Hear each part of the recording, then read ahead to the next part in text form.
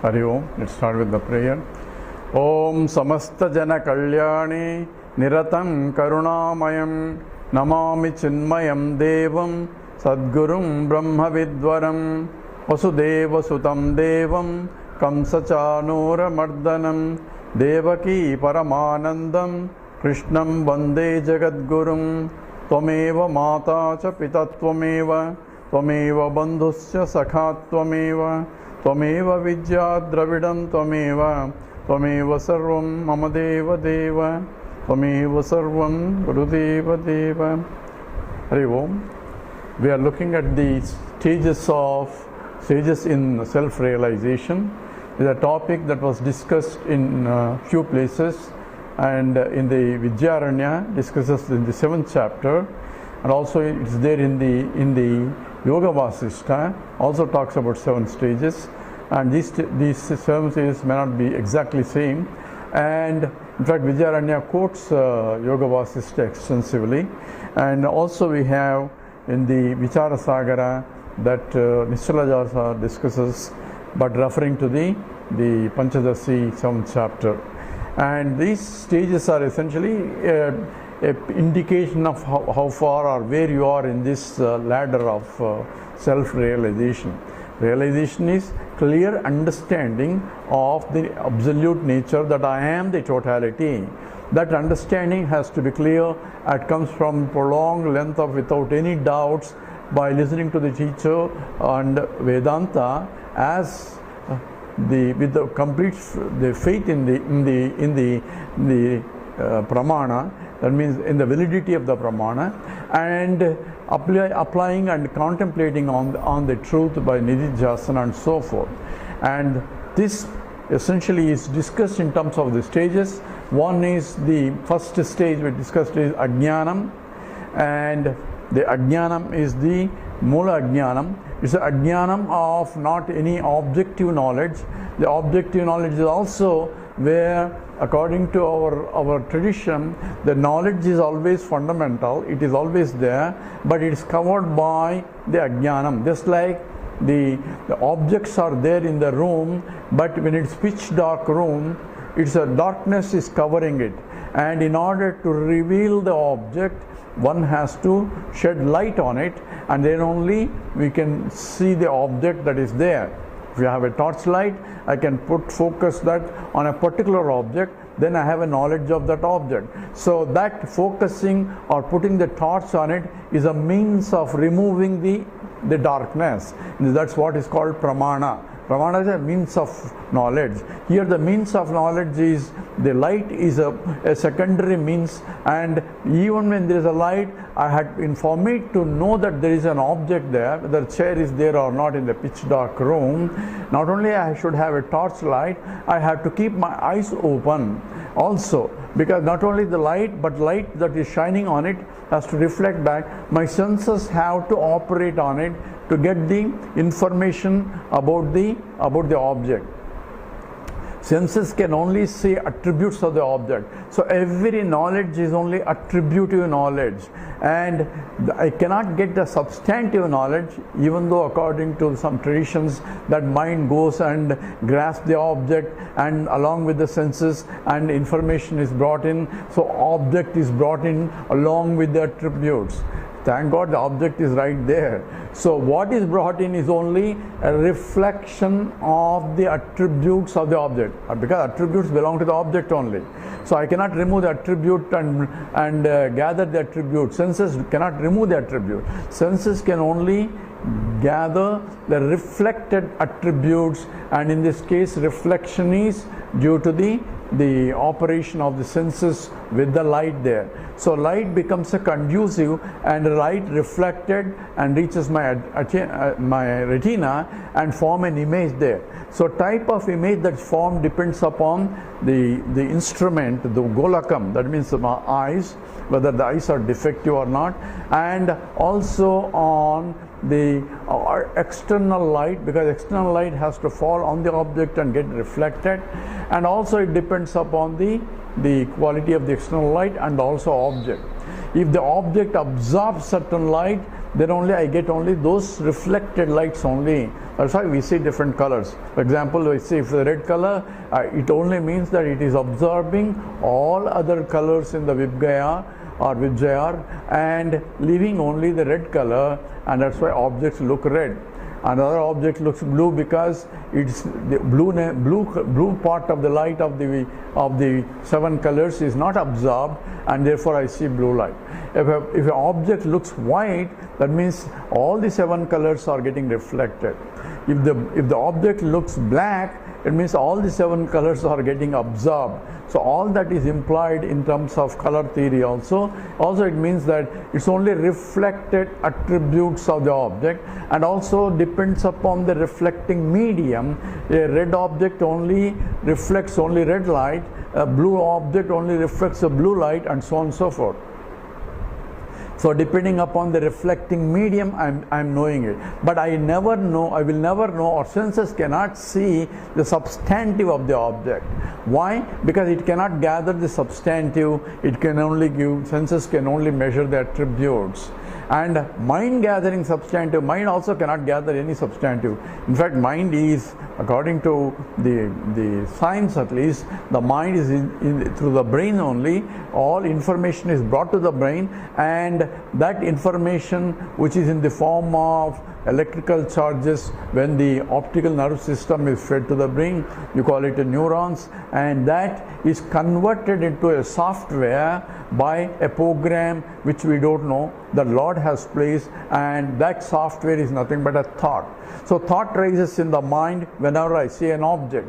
So every object is associated with the informative knowledge that is brought in by the senses, and it is nothing but the reflected attributes as measured by a particular sense. So eyes can only see colors and forms, and the ears can only hear.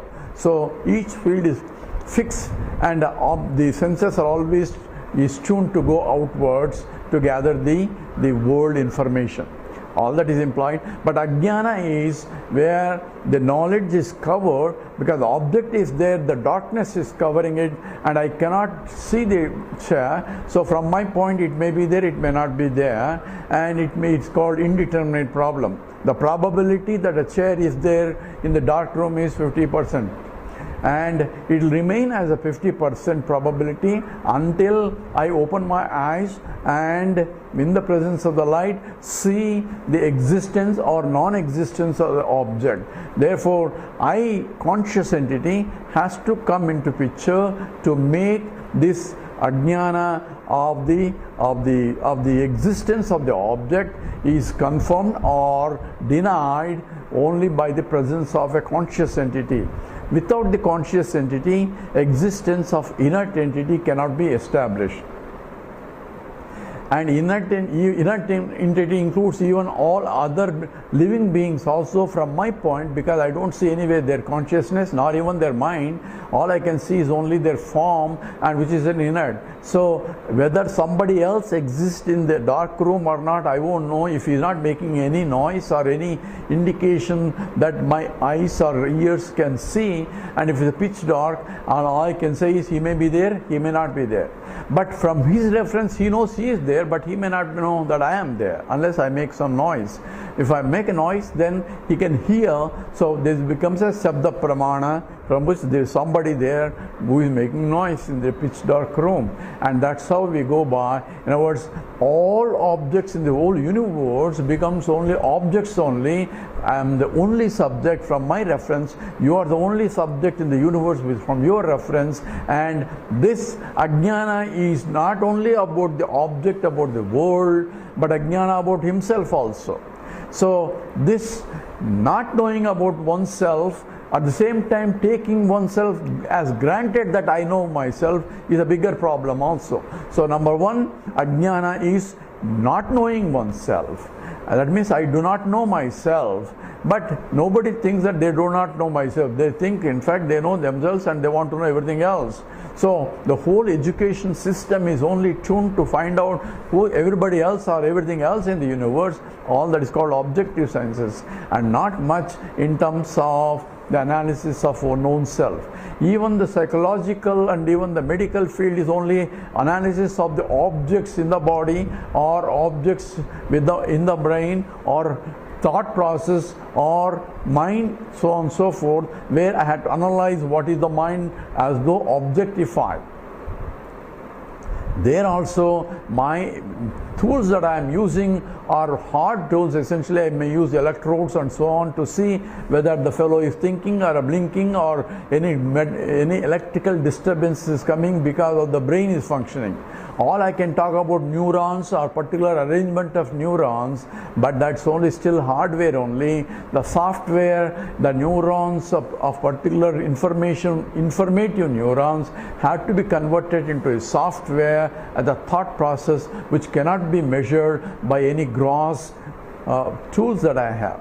Now why we are saying all that? Because ajnana is the ajnana of the objective world is one thing where I can use objective tools to understand it, but ajnana of my own self is a big problem, because without knowing myself I am transacting in the world, and therefore that's a big problem because of not knowing my own nature.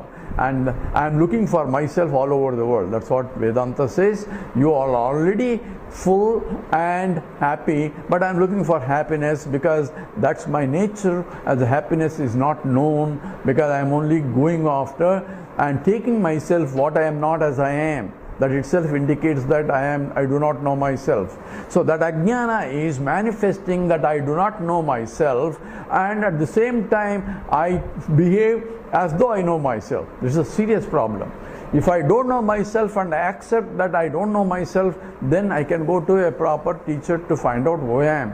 But I don't know myself, one aspect of it, and there is an avarana, that means covering up. Because of the covering, there is vikshepa, that is projecting what I am not as I am, and therefore there is a denial of my own self and accepting of not self as myself. That is what anatma has become atma, and that's a fundamental error of human behavior. Not only human, every living being, in all lokas, the same problem. Only the body may be glorified or the mind may be glorified and higher lokas compared to lower lokas, but the fundamental error remains the same, and that is called ajnana stage 1. But recognition that I am ajnani, that is the stage of evolution. So evolution is knowing that I do not know my true nature. Why? Because I am going after happiness, number one, and not knowing that I am the very source of happiness, and all rat race is only because of that, and samsara is only because of that. So scripture says, first find out who you are. So says you are not this, because ahankara is I am, this is ahankara. That's the essence of ahankara. I am equal to this, but this is inert, starting from the body and the mind. That which can be objectified is this, and anything that can be objectified, which Krishna calls it as a stotram, a field of experience or field of knowledge. And I am a subject, and I am this is an object, and the confusion that I am equal to this is coming from the picture because of not knowing my true nature, and that's essentially what is implied in the ajnanam. So recognition that I do not know myself is a first step, because then only I go after knowledge. If I don't know myself and I don't know that I don't know myself, then I have no reason for me to go and search for myself also, or seek appropriate knowledge also. So if you look at the whole world, then 99% of the people, they are happy with what they are, not knowing themselves, thinking that they know themselves, and looking for. That's why manushyanam sahasreshu kaschit yatrajishantaye. Krishna says that of the thousands of people, only very few people are really interested and question why, or who am I, why am I suffering, and what is this all about. is questioning comes into picture. Only when that question comes, says Krishna says, Tadviddi pranipatena pariprasnena sevaya. So you approach a teacher with the proper attitude to ask the appropriate questions. So you need a proper teacher in order to ask questions. So since I know that I do not know and I am seeking a knowledge, so ignorance of my own self is recognized that I don't know. That's where I become a seeker. So that becomes the first stage, because even if I don't recognize that, then I can never be a seeker. I'm seeking happiness, all right, but I'm not seeking where is the source of happiness and how do I get it, and that is not known. So that fundamental is the first stage in the evolution, is to recognize that I do not know who I am, I do not know who is Ishvara, I do not know what is the nature of the Jagat, and I don't know why I am born and what is the purpose of life. All that is part of Ajnana. That's a stage one. And when recognize, once you go up Vigyasa of Ajnana, I approach a teacher. Tad jnanartham gurum eva abhigached. So scripture says, for knowing who you are and what is the nature of the Atma, you go to a teacher. So for that only approach a teacher with a proper attitude. Samitpanihi sotriyam brahmanishtam. So parikshalokan karmachitan brahmano nirveda maya nasya krutakrutena tad vijnanartham sa gurum eva abhigached. Once I recognize and examine my life and recognize that I do not know the absolute truth, and that which absolute truth is that which is non-negatable at any time, that alone being truth, and which I do not know, and I take myself as not I am as I am, and therefore for that only, once I recognize the problem and I need a solution, and ajnana can only be removed by proper jnanam, and that for that I have to approach a teacher.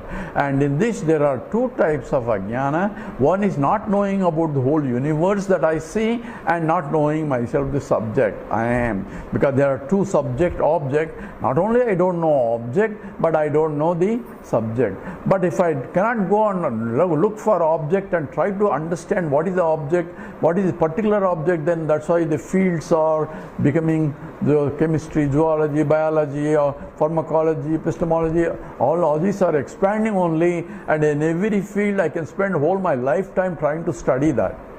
So it's not that I am looking at a particular knowledge about the world, and that is the avarana of the world, and is there a Brahman, is there a reality, is there a cause for it, and even the scientist is looking for what is the cause for the creation, or what is the cause for the world itself, and he is looking for in the another material cause only, because he is breaking the atom to see what is the fundamental material, without considering that he has to include the whole system in consideration. The system includes he also, that is the subject also has to be included.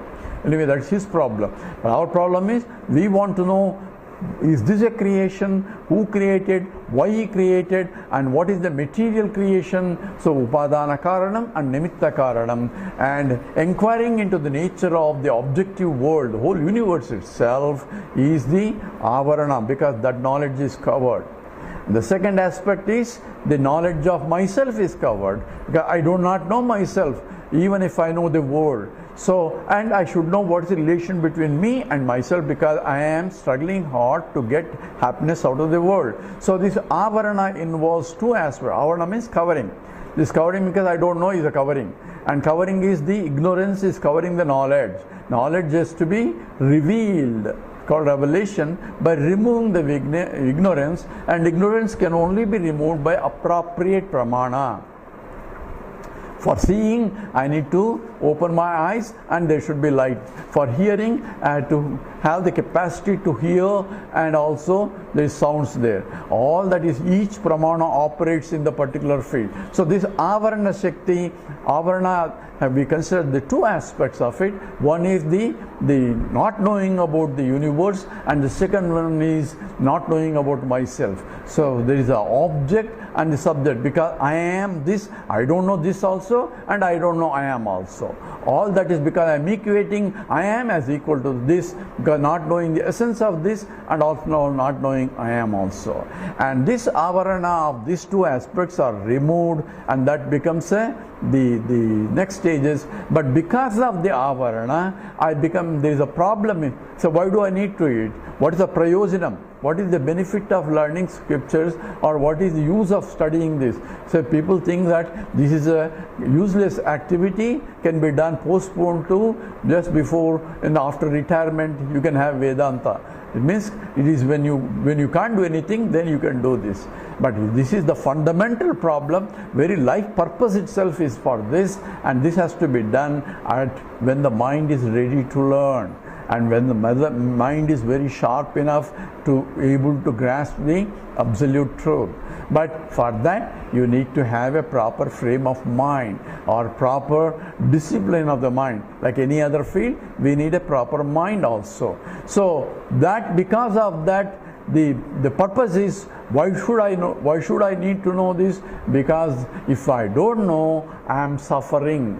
That is the problem, because I am looking for happiness, and Vedanta says you are trying to solve a problem in a wrong way, because there is no real problem, and you are trying to solve a false problem, and false problem has become a real problem because you are trying to solve where there is no solution to the problem in the way you are searching for it, and that becomes a problem.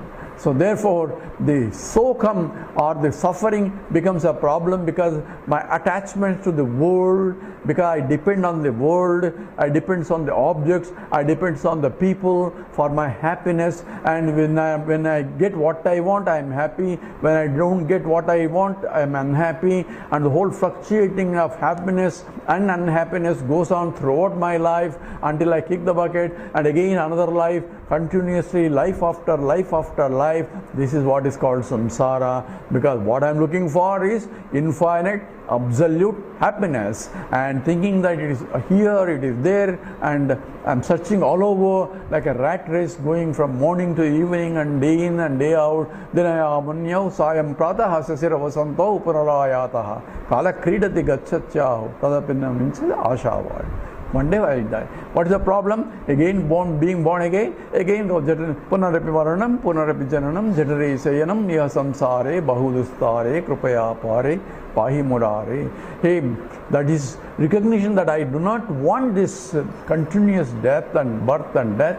So how do? I have to understand what is the source of happiness, so that I can reach that absolute happiness. So then I am absolutely happy, and I don't need anything else from the world. That has to be understood. So sokam or bhranti comes into picture because of wrong values with the world. This we go into that's called third stage in the spiritual growth. We'll go that into our next talk. So with this we stop here. Om Purnamada Purnamidam Purnat Purnamudachyate Purnasya Purnamadaya Purnameva Vasishyate. Om Shanti Shanti Shanti. Harihi Om Sri Gurubhyo Namaha. Harihi Om.